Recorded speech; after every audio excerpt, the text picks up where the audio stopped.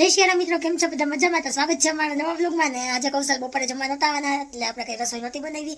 એને કીધું તું કે આવવાનું થશે તો હું ફોન કરીશ, અને અત્યારે બપોરના 3:30 વાગ્યા છે ને એનો ફોન આવ્યો કે હું જમવા આવું છું ને તું દાળ ઢોકળી બનાવી રાખજે. એટલે આપણે અત્યારે દાળ ઢોકળી બનાવીએ છીએ, તો વ્લોગમાં બન્યા રહેજો.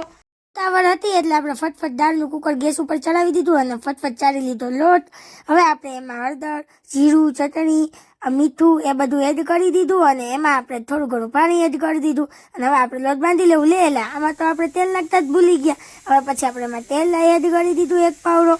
પછી આપણે જો મસ્ત એવો લોટ આપણે બાંધવાનો છે અને આપણે અહીંયા જો કુકરની સીટી બોલવા માંડી છે. દાળ પણ બફાવા આવી છે ને આપણે જોતામાં જો ઢોકળીનો લોટ પણ મસ્ત એવો બંધાઈ ગયો છે.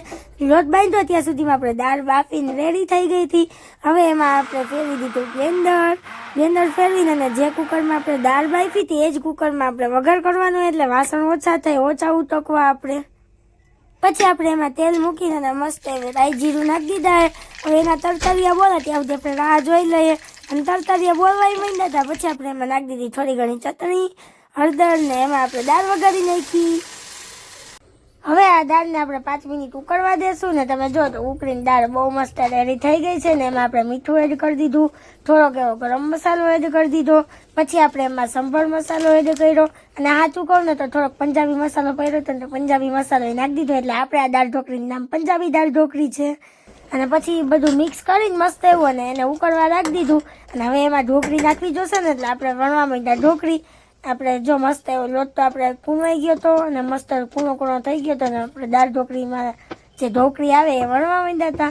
પછી શું વણાઈ ગઈ એટલે આપણે એને નાના પીસમાં એને કટિંગ કરી લીધી.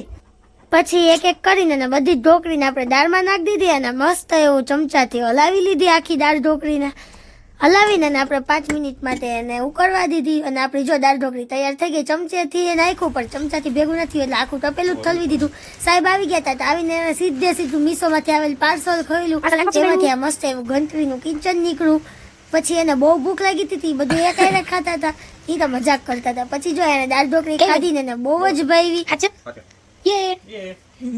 જમીને ચાવીમાં એને સીધું એક ઘંટડી વાળું કિચન નાખી દીધું, પણ પંખો તો માથે જ જોયો. તો આવા જ મિની બ્લોગ જોવા માટે જલ્દીથી લાઈક કરો, શેર કરો ને ફોલો કરતા જજો. Bye bye.